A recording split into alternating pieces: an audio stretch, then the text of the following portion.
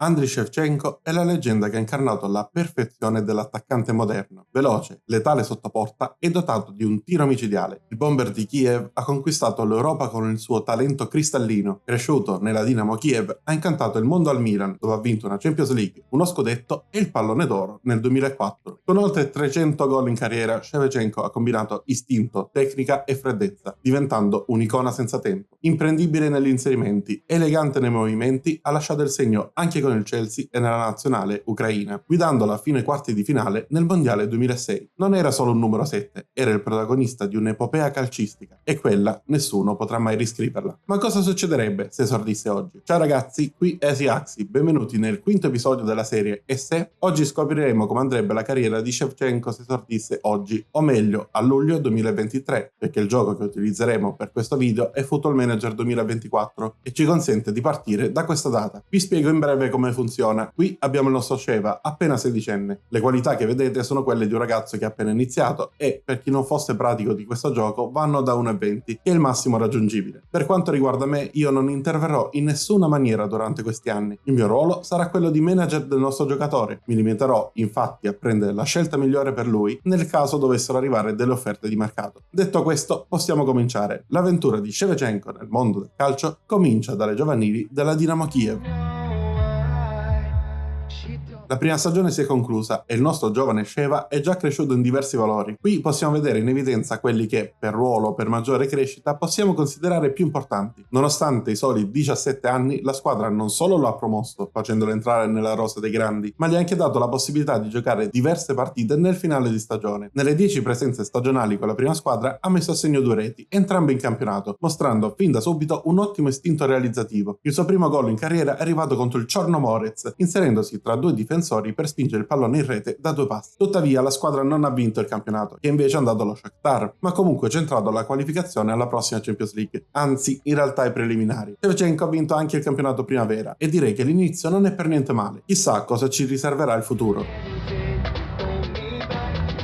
La seconda stagione è in archivio e durante l'anno Sheva si è ritagliato un maggiore spazio tra i titolari, convincendo la squadra a rinnovargli il contratto per passare definitivamente al professionismo. Durante le 20 presenze stagionali ha messo a segno 5 reti e servito un assist ai compagni. Ha giocato anche una partita di Europa League, visto che la squadra non è riuscita a superare i preliminari ed è scesa nella competizione meno prestigiosa. Non sono numeri incredibili, lo riconosco, ma fidatevi, la squadra ha faticato più di lui. Infatti, se andiamo a vedere la classifica del campionato, la troviamo in quinta posizione e fuori da tutte le competizioni europee. Anche in Europa League è stato un disastro, con la squadra che è finita 31esima su 36, riuscendo a vincere solo 2 partite e perdendo tutte le altre 6. Durante questa stagione è arrivato anche l'esordio con l'Under 21 dell'Ucraina contro la Georgia. Alla fine della terza stagione andiamo a vedere i miglioramenti del nostro calciatore, che ha raggiunto livelli interessantissimi. Credo che in estate qualche offerta arriverà, anche perché ora i media parlano di lui come di un baby prodigio, e la cosa non può che attirare interesse. In questa stagione i numeri sono di tutto rispetto: 32 presenze, di cui 30 da titolare, 23 reti segnate e 3 assist per i compagni di squadra. Oltre al 50% di tiri in porta, è molto interessante anche il dato sui duelli aerei vinti, pari al 28%, dato che sicuramente aiuta non solo le sue statistiche, ma anche la squadra. Ed a proposito, la Dinamo Kiev torna a contendere il campionato allo Shakhtar, ma deve nuovamente arrendersi ed accontentarsi della seconda posizione, anche se questa volta lo svantaggio è minimo. Le due squadre si contendono anche la Coppa Nazionale e anche in questo caso a vincere allo Shakhtar, lasciando solo il gol della bandiera nel secondo tempo, casualmente segnato da Shevchenko, che ha strappato il pallone dai piedi del difensore e dal limite ha lasciato partire un missile che si è insaccato alle spalle del portiere. E come immaginavo, ad inizio estate tutta l'Europa si è interessata al nostro assistito, ma solo 2 squadre hanno portato un'offerta, entrambe del valore di 11 milioni e 750 mila euro. La prima è il West Ham. La squadra ha strutture di allenamento eccellenti, ma rispetto alla media della Premier sono peggiori e inoltre negli ultimi anni stanno faticando. Infatti il loro allenatore Steven Gerrard è arrivato da poco, gioca con un 4-3-3 e non è malissimo come coach, ma il valore di valorizzazione dei giovani è soltanto 14. La seconda squadra che ha portato sul piatto un'offerta è il Newcastle. Strutture di allenamento all'avanguardia, e già questo è un grande vantaggio rispetto ai concorrenti, ed inoltre giocano alle competizioni europee, precisamente all'Europa League, e sono allenati da Unai Emery, uno degli allenatori più interessanti in circolazione, che usa un 4-2-4 nel quale Sheva avrebbe il doppio delle possibilità di giocare. Anche il valore di valorizzazione è più alto rispetto a quello di Gerrard, quindi direi che non ci sono dubbi. Per 11,75 milioni di euro Shevchenko diventa un nuovo giocatore dei Magpies.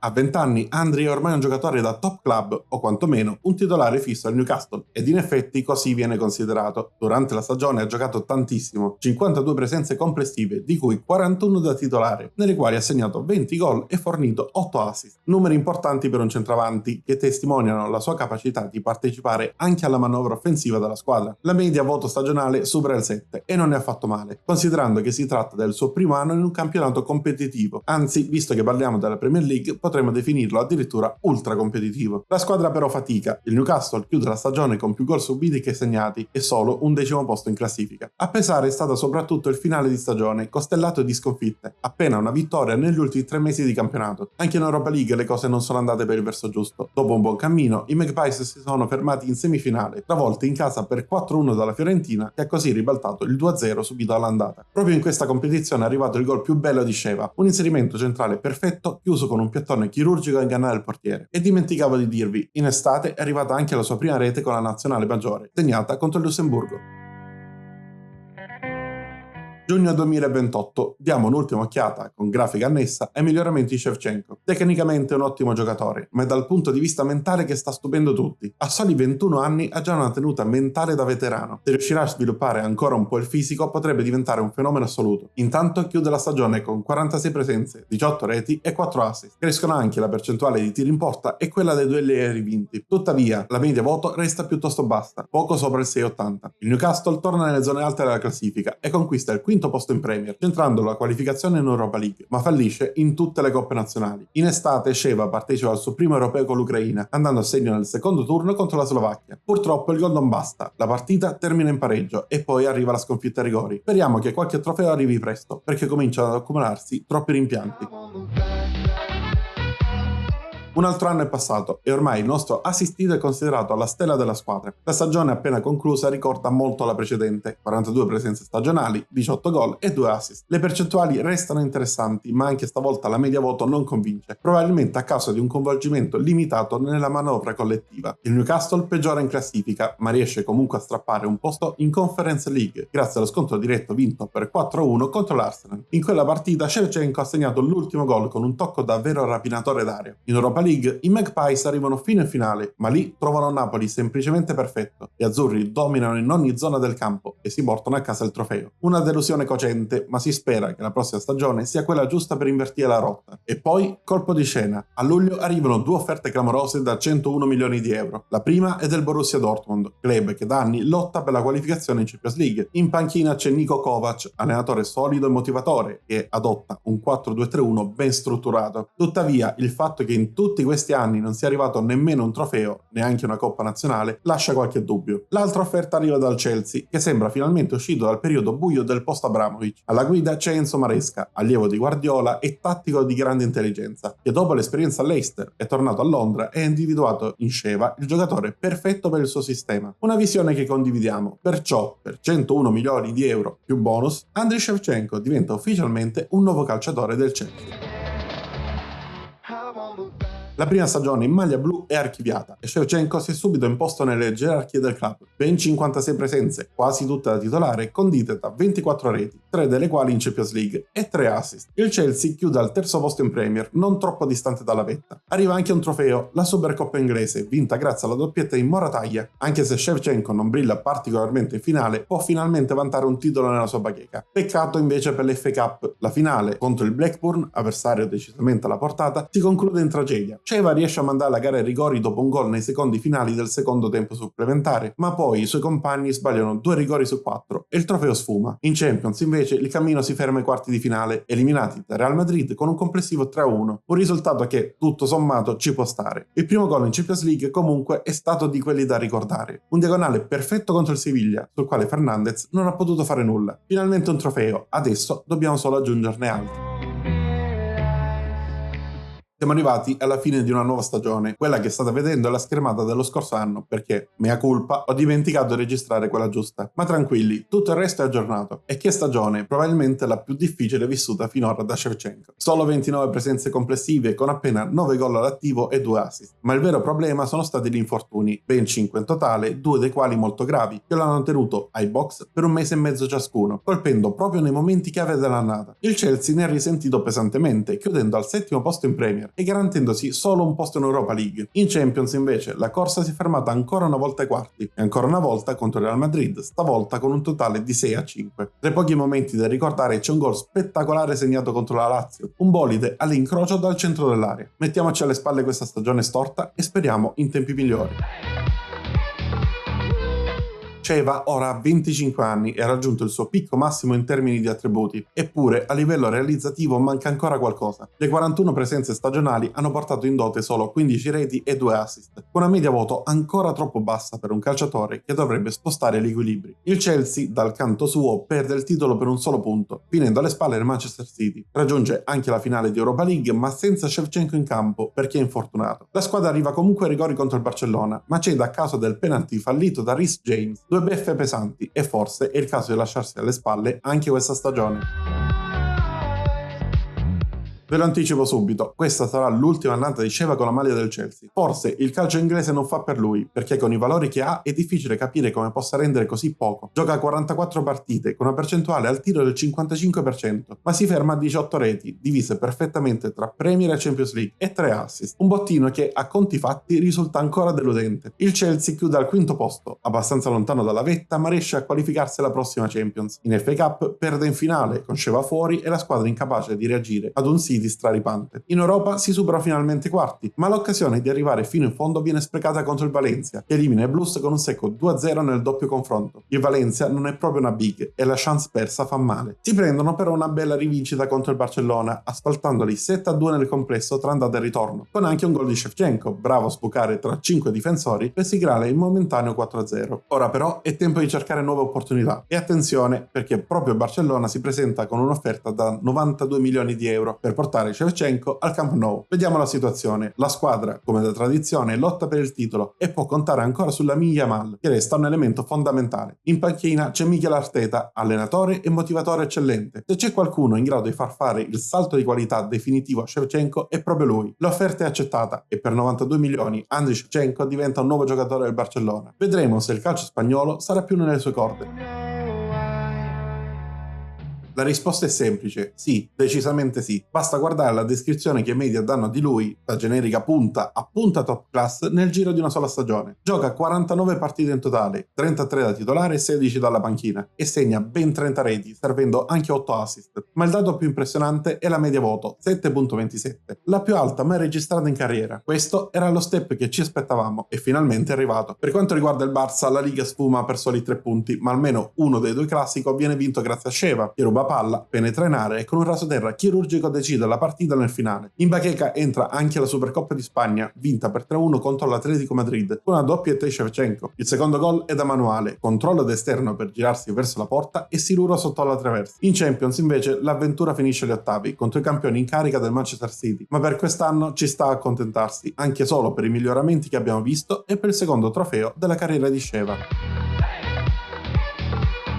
A 28 anni Shevchenko è finalmente entrato nel suo prime. Questa stagione infatti è da record. Tra club e nazionale colleziona 57 presenze e mette a segno 39 reti complessive, alle quali si aggiungono 6 assist per i compagni, 52% di tiri in porta, 50% di duelli aerei vinti e anche oltre un dribbling e mezzo riuscito a partita, il tutto con una media voto di 7.40 e con 23 reti in Liga aiuta la squadra a vincere il campionato, con il Real Madrid che rimane attardato di 9 punti e si deve accontentare della seconda piazza. Però non arrivano vittorie nelle coppe nazionali ed anche in Champions League ci si ferma agli ottavi, con una sconfitta pesante per 4-0 al Camp Nou ad opera del Manchester United. Sarà che molte stagioni sono state super deludenti, ma con questi numeri e il primo trofeo importante della carriera non riesco ad essere dispiaciuto, è comunque meglio di niente.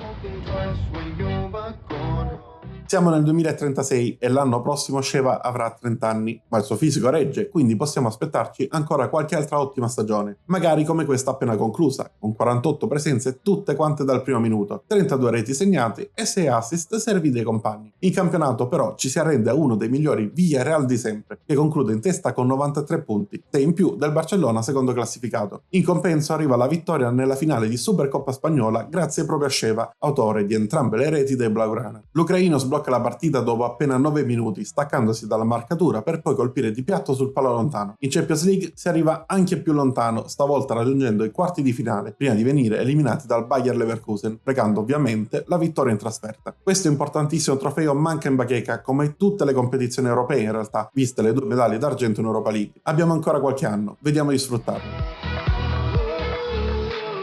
La stagione 36-37 ha visto l'allenatore blaugrana prendere una stranissima decisione: far giocare Sheva come trequartista, un ruolo che aveva fatto suo a inizio carriera, ma nel quale non aveva mai giocato. Non è andata male nel complesso, ma fa comunque strano. Fatto sta che sono 41 le presenze in stagione, condite da 23 reti, ma stavolta ci sono ben 16 assist per i compagni, con una media voto di 7,5 e circa 200 passaggi in più completati rispetto alla solita media tenuta in queste stagioni. Il Barcellona vince anche la Liga, precedendo di 3 punti l'Atletico Madrid, con il Real che invece ha faticato e non poco. La squadra però perde la finale di Coppa del Rey in una delle poche partite giocate con 2 punte, con Sheva al fianco di un suo compagno. Anche in Champions le cose non vanno benissimo, eliminazione agli ottavi per mano dell'Atletico Madrid dopo la sconfitta ai rigori. Non lo so se far giocare Sheva da trequartista sia la mossa giusta, ma come sapete non posso intervenire, quindi non ci resta che stare a guardare come si evolve la situazione.